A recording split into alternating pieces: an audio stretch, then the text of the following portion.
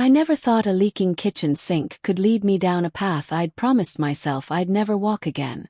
Life has a strange way of testing the rules you set for yourself. And that night, every line I had drawn blurred until it disappeared completely. It was a quiet Thursday evening. My husband, Daniel, was away on another one of his endless business trips, and the house felt unbearably empty.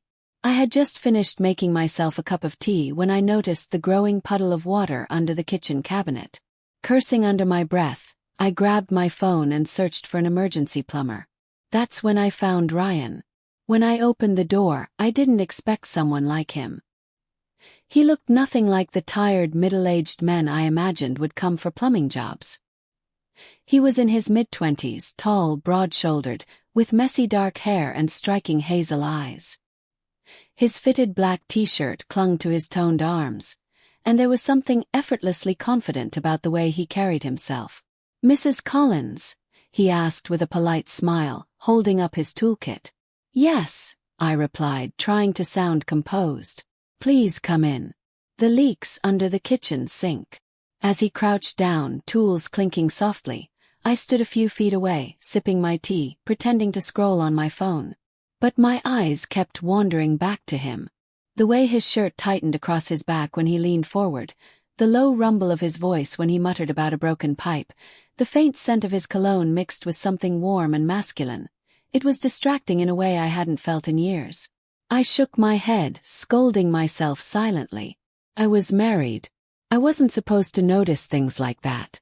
I had rules, boundaries I swore I'd never cross. "You've got quite a mess down here," Ryan said, glancing up at me with a grin. "Gonna take me about an hour to fix this properly." "That's fine," I said quickly. "Take your time." But time was the problem. The longer he stayed, the heavier the air between us felt. We made small talk at first, about the weather, the neighborhood, his recent move to the city, but somewhere between the laughter and the lingering glances, something shifted. When he finished, he stood up, wiping his hands with a cloth, and leaned casually against the counter. "All fixed," he said. "No more leaks." "Thank you," I replied, handing him a glass of water. Our fingers brushed lightly, and I felt it. A sudden jolt like electricity shooting through my skin. He noticed it too. His gaze lingered on mine a second too long. His expression unreadable, but his eyes were saying things neither of us dared to voice. I should have thanked him, paid him, and shown him the door. But instead I heard myself ask, "Would you like some coffee? You've been working so hard." He hesitated, studying me for a moment, then smiled faintly. "Sure."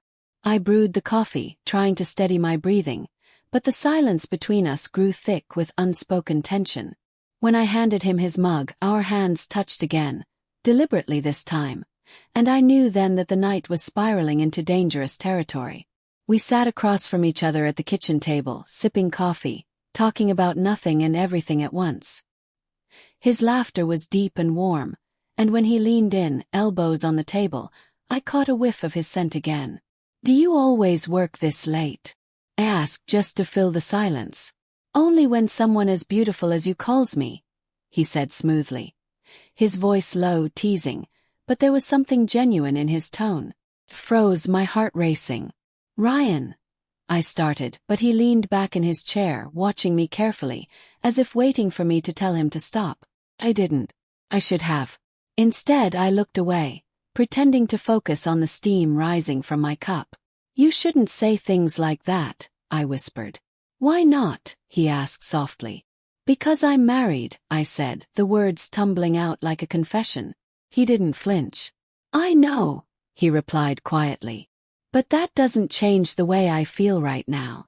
I swallowed hard, trying to convince myself to stay in control, but my body betrayed me. My palms were damp, my chest tight, and when I finally looked up at him again, his gaze locked on mine with an intensity that left me breathless. "I should probably get going," he said after a long pause, setting his cup down and standing. I nodded, rising with him. "Of course.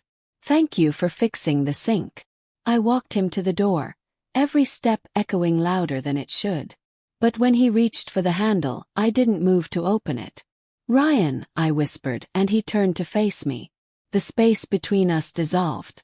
1 second we were standing apart, the next his lips were on mine, soft at first, almost hesitant, like he was giving me a chance to pull away. But I didn't. I melted into him, hands clutching at his shirt as weeks, months, of loneliness unraveled in an instant. His kiss deepened, his breath warm against my cheek, and when he cupped my face in his hands, it felt like the world outside my front door had disappeared. He pulled back just slightly, resting his forehead against mine. "Tell me to leave," he murmured, his voice rough with restraint. "Couldn't." Instead I whispered, "Stay." The next moments blurred into one. The way he lifted me effortlessly, the way I tangled my fingers in his hair, the way the soft glow of the kitchen lights painted shadows on his skin. Every rule I had set for myself shattered with every touch, every kiss, every whisper between us. For hours, the house was filled with quiet gasps and murmured words, as though we were trying to memorize the taste of something forbidden. He was gentle yet hungry, and I surrendered completely, forgetting everything but the way he made me feel alive again. When it was over, we lay tangled together on the couch, the cool night air brushing against our heated skin. Neither of us spoke for a long time. "I should go," he said finally, his voice soft. "I know," I whispered, my throat tight. He sat up, pulling on his shirt, avoiding my eyes as if looking at me might make leaving harder. At the door he paused, turning back to me one last time. "Are you okay?" he asked. I nodded, though I wasn't sure if I believed it myself. "Yeah, I will be." And then he was gone. I sat there in silence, the house suddenly too quiet, my heart pounding in my chest. The sink was fixed, but I was broken in ways I couldn't begin to explain. That night changed me. It wasn't just about desire. It was about feeling seen, touched, wanted in a way I hadn't felt in years. I knew it was wrong. I knew the guilt would come, and it did, in waves that left me breathless. But even now, I can't forget the way his hands felt on my skin, the way he looked at me like I was the only thing in the world that mattered. I had hired him to fix my sink. I never expected him to break my rules. And my heart along with them.